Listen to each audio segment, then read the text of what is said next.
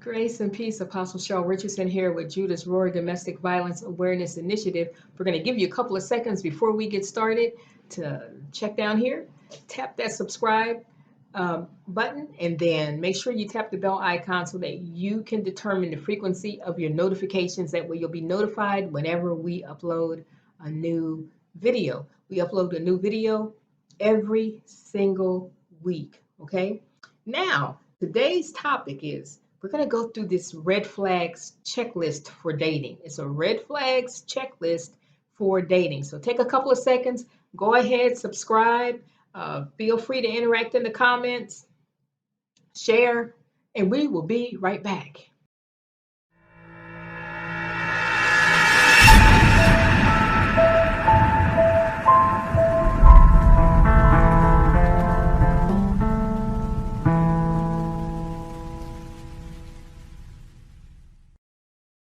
And we're back.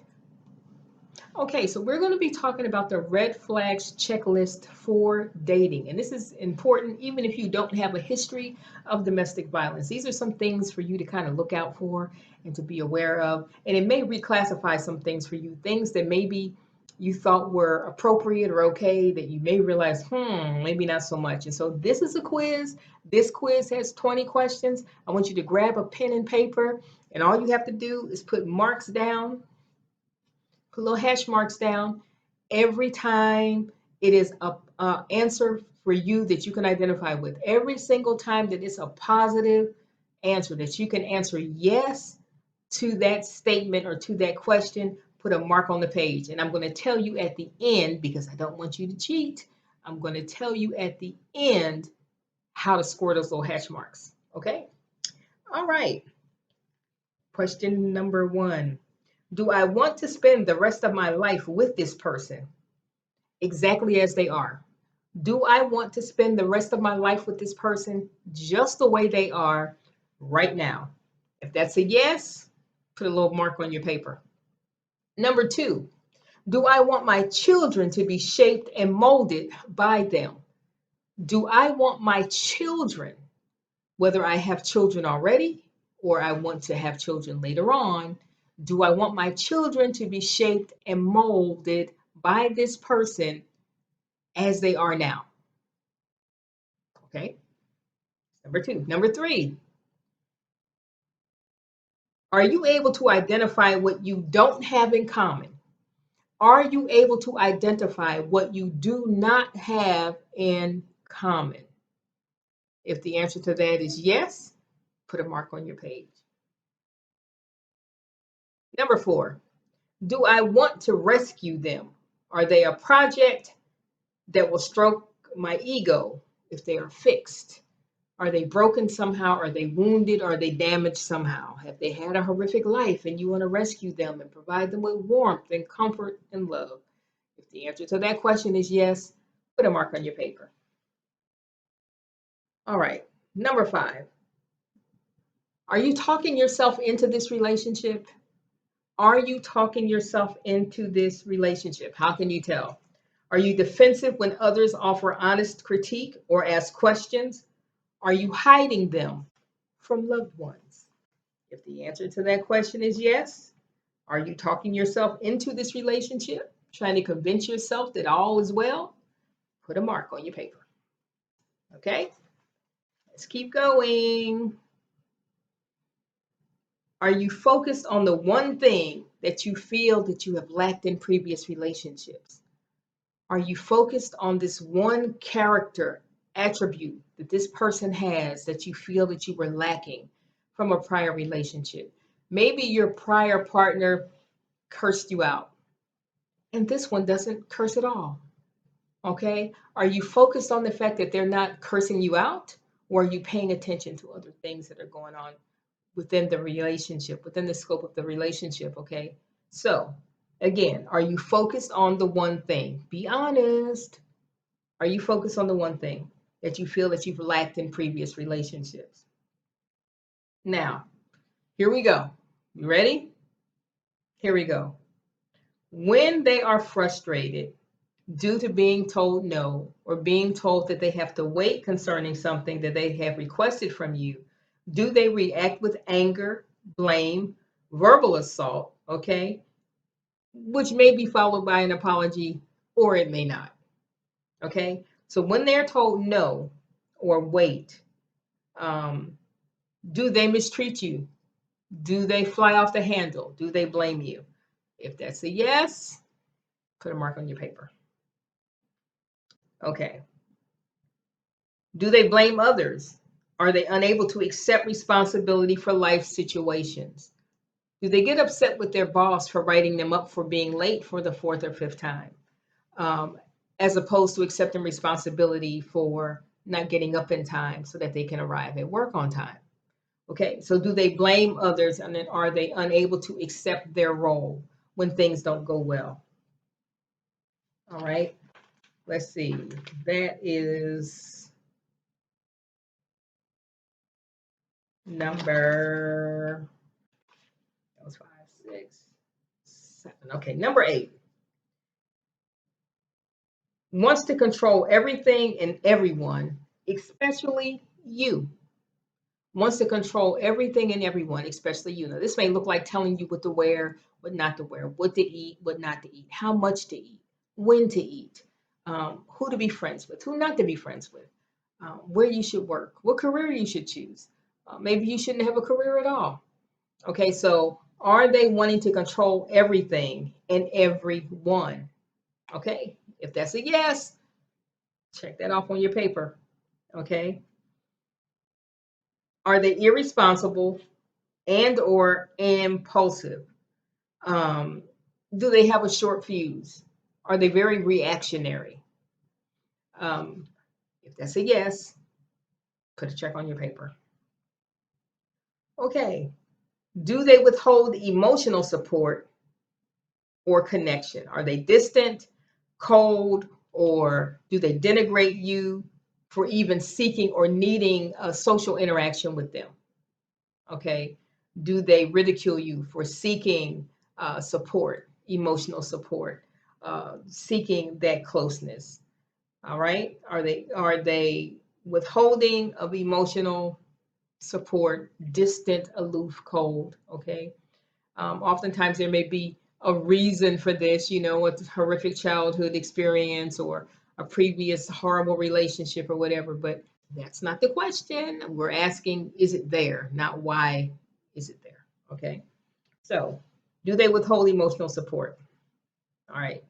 Next, are they constantly referencing their ex? They're an angel or a devil, the ex, but they're constantly talking about either how horrible they were or how amazing they are. Are they constantly referencing their ex partner? Okay. And we call it halo or horns. They're either a devil or they're an angel. And a more accurate description is probably somewhere in the middle. Okay. Do they have addiction issues? Whether it be alcohol, drugs, pornography, gambling? Do they have an addiction? Do they have a regimen? Are they truly in recovery? Are they actively engaging? If they are in recovery, are they sticking to their regimen, attending meetings, going to counseling, whatever it is that has been designed to help them to uh, remain victorious over this addiction? Okay. So if they have addiction issues, and they're not following a regimen and they're making excuses, put a mark on your paper. Okay. Here's a biggie: doesn't have any friends. Doesn't have any friends. If you're the only person on the planet that understands them, that they trust with their heart, that they can identify with, that they can confide in, and they don't have a single other friend, put that on your paper. Put a little check mark there. Okay. Um, are they unavailable for commitment? This could be that they're emotionally unavailable because of some previous hardships that they've experienced. It could be that they are incarcerated and emotionally unavailable. It could be that they are married or in a relationship with someone else. Are they completely 100% available to you? Okay, if they are unavailable for commitment, for any reason, whether it's because they've been hurt in the past and they don't want to venture into harm's way again, then put a mark on your paper, okay? So let's see, we've got 5, 6, 7, 8, 9, 10, 11, 12, 13, 14. Okay, here's the next one. They are negative about anything that nurtures you or nourishes you. If something is an encouragement to you, if it builds you up, if it enriches your life, they are critical of it. This may be ministry, this may be your career, it may be being an awesome parent, it may be being well loved by many in the community. But if it feeds you and nourishes you and bolsters you, then they are critical of it. Are they negative about anything that nurtures or nourishes you? If they are, put a mark on your paper. Okay? Okay. Do they monopolize conversations or overtalk you? Do they monopolize conversations? That means you can't get a word in edgewise. Okay? You just can't get a word in. And they overtalk you. So when you try to share your thoughts or your feelings in a conversation with them, they literally overtalk you and cut you off and don't allow you to finish your thought. If that's the case, put a mark on your paper. Okay? Are they too quiet and socially distant? You may go out socially with friends. They don't say anything to anybody. They're very withdrawn, very aloof, very disconnected. If so, put a mark on your paper. Okay. Are they accompanied by incessant drama? That's what I call it. It can be baby's mama. It can be their own mama drama. It can be uh, drama with coworkers at work. Um, they have a difficult time having a productive relationship with other humans. If this is the case, if there's always some chaos and always some controversy and always some angst, put a mark on your paper. Okay. Do they have mood swings? Are they erratic in their behavior? One day they're fine and sociable, charismatic beings, and a day or two later they hate all people and they don't want to be bothered. And, so if that's the case and their mood doesn't seem stable, then put a mark on your paper. All right, let's do a couple more. When they disappoint you, um, they don't feel bad about it. And even if they say they feel badly about it, they don't appear to feel badly about it, as evidenced by the fact that the offending behavior continues. Okay. If that's the case, put a mark on your paper. Okay.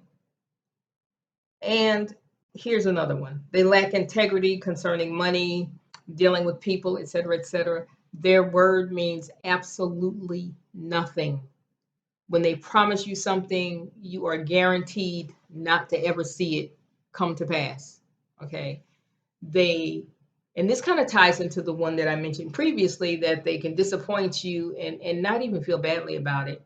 And even if they say they feel badly about it, you can tell it's not genuine because it continues to happen.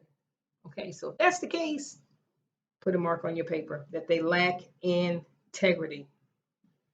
All right. And finally, and we may be over 20 now, but that's fine. Finally, in your heart of hearts, you are not feeling this relationship. You're not feeling it.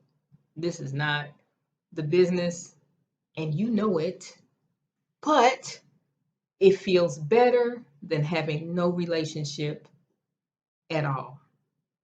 So you're not satisfied, you're not happy, you're not fulfilled in this relationship, but it's better than not having any relationship at all. If that's you, put a mark on your paper. All right. Now, I'm going to throw in one more. I'm just gonna throw in one more because I think this is important. You are you're not fulfilled. You're not fulfilled. Okay. Many of the things that we've already gone through on this checklist have resonated with you. You know that they are a fixture in your relationship. Okay. But here's the last one. You are believing God that they are going to change. You are believing God. You are applying your faith. You are declaring and decreeing. You are agreeing with God that they are going to change. You're miserable, but you're believing God. If that's you, put a mark on your paper. Now, I want to ask you something. I want to ask you something. What is an acceptable score for you to continue in this relationship that you have either already embarked upon or are considering embarking upon? Okay, we're back. And so by now you've had time to add up all of your hash marks or check marks. I want you to add those up and write the number on your page. How many check marks or hash marks do you have that are indicative of the answer being yes to one of the questions on the red flags dating checklist? Okay, has everyone done that? Okay, so now each question has a point value. Before we get into that, I want you to go to the statement that I asked you to write on your page that says, I will not accept a score of more than, and then put a blank line there in order to continue with this relationship or dating situation. I will not accept a score of more than whatever. Okay. The most points you can get is 100. Each hash mark or check mark on your page has a value of 4 points. So the number that you wrote down, let's just say the number was 10. You had 10 yes answers to this 25 question red flags dating checklist. You would have written the number 10, as I just instructed you, and then you will multiply that by 4. That means that your score on this checklist is a 40. Okay, now listen, beloved. The closer you get to 100, the more toxic and unhealthy this relationship is. And so, what number did you write in? I will not accept a score of more than what? If you said I will not accept a score of more than 50, okay, and you scored 40, I would suggest that you examine those things that caused you to mark yes on the checklist, to revisit those and really give those a look and see what can be done about working on those in terms of your relationship, okay? But the closer you get to 100 in scoring this checklist, the more toxic your relationship is, okay? So if you scored a 60, that's concerning. If you scored an 80, that's even more concerning. If you scored a 40, there are some concerns there. And I would recommend that you look at what areas earn the yes answer. Okay, how intense and how toxic is the behavior that earned a hash mark for that particular question. All right. Okay. So we understand that raising awareness is important about domestic violence, and we understand that if we are going to uh, master how we move forward in life after abuse, then we have to be educated, we have to be knowledgeable, and oftentimes that means really taking a look inward and identifying what we are doing and why we are doing it. Okay, hopefully this checklist is helpful to you. Um, None of the questions on the checklist are great. So if you even have one checked, it's something for you to look at and to be prayerful about. and to be honest with yourself about it, okay? Um, and again, we hope that this checklist has been helpful in order to bring some things to your attention. It may give you great comfort to know that you haven't checked anything off on the checklist, and that's awesome. All right, as long as you were being honest. Um, but look at the score and be honest with yourself about what should happen next. Okay, and you made a statement. You said, I should not continue in this relationship based on this score. All right. I should or I should not. I should or I should not. I want you to actually fill that in. I should or I should not. Circle one or the other. Should or should not continue in this relationship based on this score, knowing that 0 is the desired score and 100 is incredibly concerning. Where did your score fall on that continuum? This is Apostle Cheryl L. Richardson with Judah's Roar Domestic Violence Awareness Initiative. Thank you for taking the time to subscribe. We have just launched the clothing and accessories and housewares line called Judah's Roar Streetwear. You can find us on IG at Judah's Roar with 2 R's on the end, _ streetwear. You can find us on Twitter as Judah _ lion lion _ Judah 9. Lion _ Judah 9. We're on Pinterest as Judah's Roar as well. All right. Thanks for taking the time to subscribe. Make sure you click that bell for notifications, and we upload a video every single week. Blessings to you.